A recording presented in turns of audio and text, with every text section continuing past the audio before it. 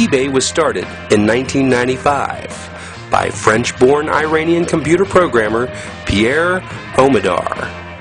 eBay's name comes from a play on words from the Ebola virus. Ebola, which broke out in Zaire, has one of the highest case fatality rates of any human pathogenic virus at roughly 90% fatality.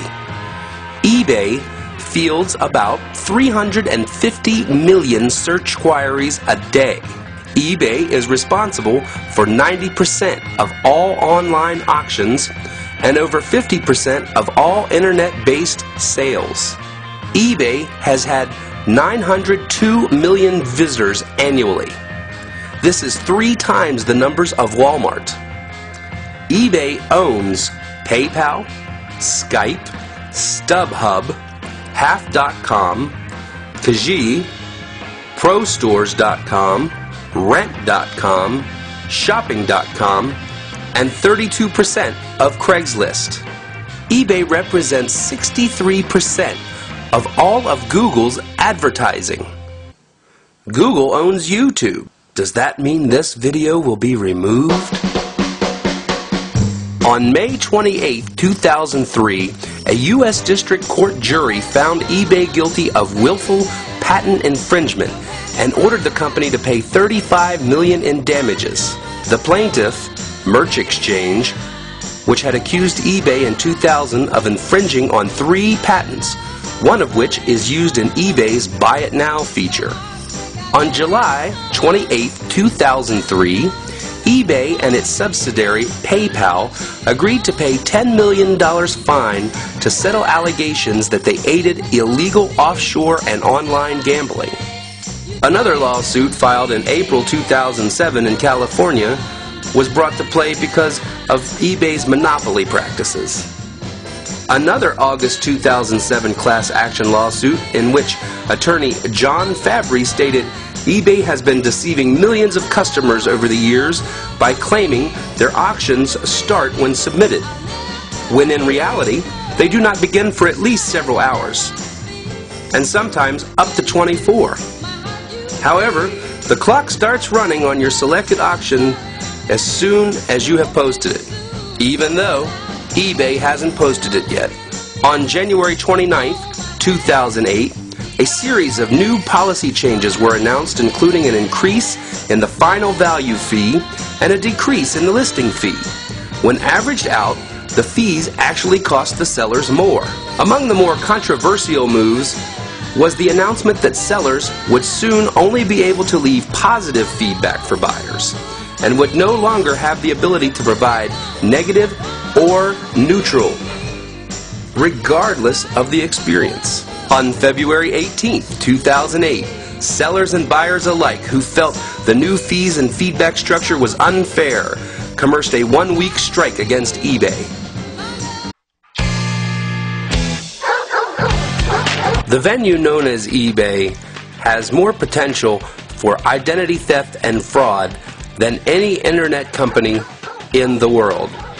Frauds that can be committed by the sellers include receiving payment and not shipping the merchandise, shipping items other than those described, giving a deliberately misleading description, knowing and deliberately shipping faulty merchandise, counterfeit and bootleg merchandise, knowingly selling stolen goods, inflating total bids amount by sellers bidding on their own auctions with shrill accounts, and misrepresenting the cost of shipping, or shipping at a slower service than the customer has paid for.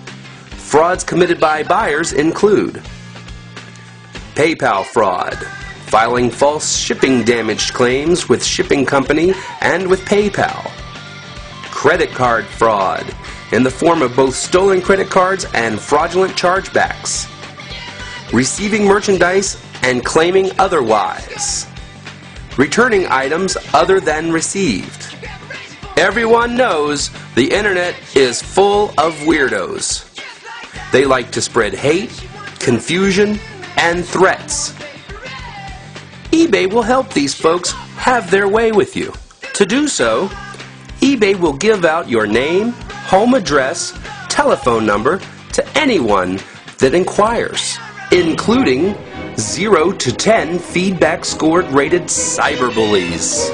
eBay is a host for identity theft. They make claims that if identity theft happens to you, you will be protected 100%. Unfortunately, they only refunded the narrator about 57% when his identity was stolen by an eBay user. Yours truly had to go to the police, had to call the companies himself, and eBay or PayPal was no help. eBay's non-existent customer service. With live help chat representatives that will not answer your questions, most of them even have trouble understanding the initial question. That's why they skirt around the questions with unrelated answers. Wait times of up to 30 minutes. eBay lies. Some of the fun things you'll quickly learn as a new seller on eBay is that eBay can use your credit card even if it hasn't been authorized by you. They can also freeze your funds.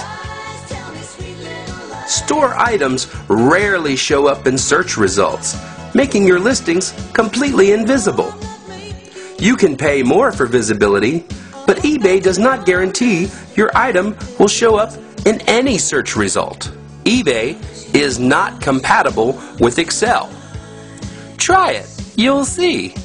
eBay offers no protection for the buyer or the seller with feedback scams and counterfeit items that steal your money.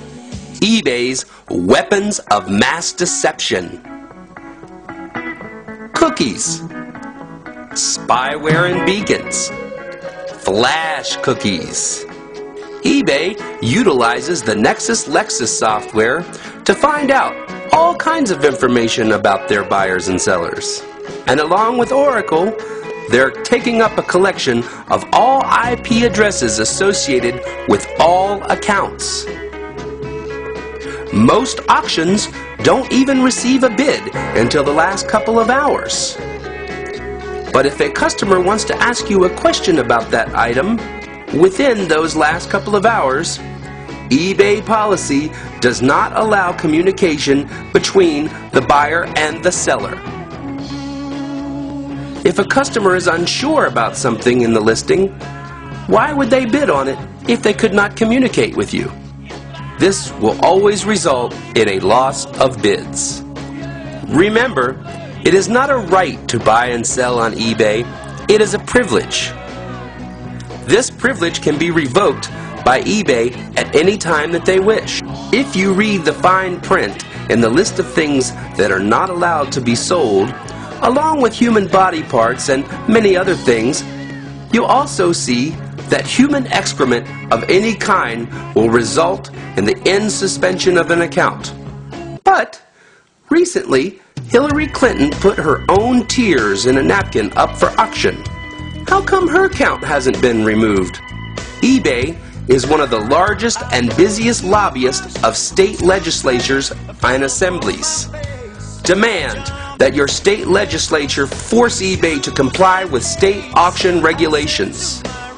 Is there any wonder why eBay stock has fallen from $40.73 a share to just under $30 a share in the past 52 weeks?